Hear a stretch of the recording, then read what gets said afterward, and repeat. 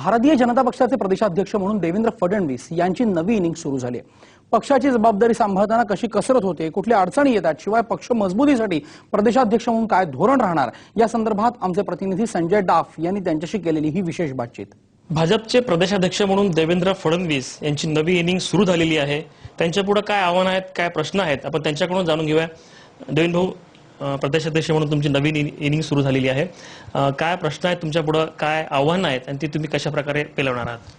खरं म्हणजे आज जे राज्यातलं सरकार आहे, या सरकारची जनतेशी नाळ तुटलेली आहे।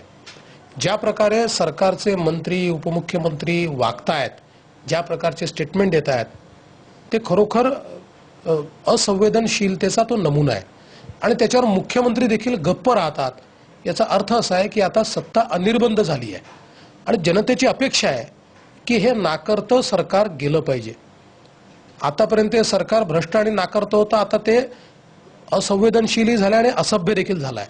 त्यामुळे जनतेच्या मनातलं सरकार आणायचं हेच माझ्या समोरचं आव्हान आहे। जनतेच्या आशा, आकांक्षा आणि अपेक्षा पूर्ण करणं हीच माझा अजेंडा आहे आणि त्यावरच मी काम करतोय। पक्ष मजबूत करण्यासाठी, महाराष्ट्रामध्ये पक्ष पुन्हा एकदा सत्तेत आणण्यासाठी तुमच्याकडे काय प्लॅनिंग आहे, तुम्ही काय ठरवलंय?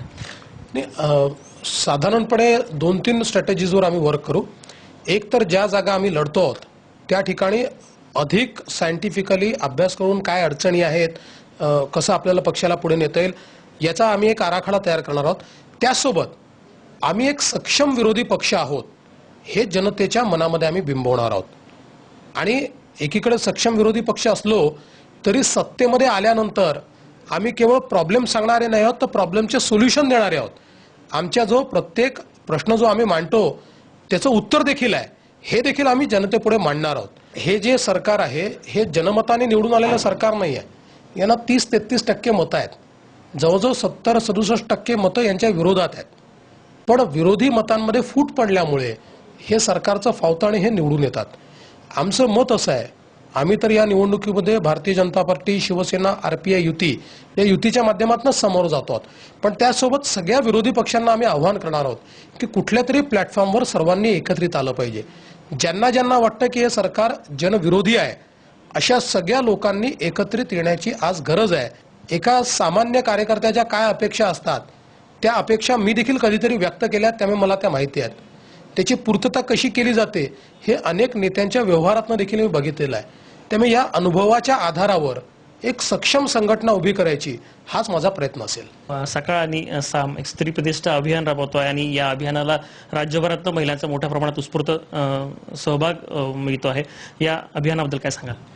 खरं म्हणजे हे जे तनिष्का स्त्री प्रतिष्ठा अभियान हे सकाळ आणि सामच्या माध्यमातून राबवलं जात आहे, हे खरोखर अतिशय अभिनंदनाची गोष्ट आहे।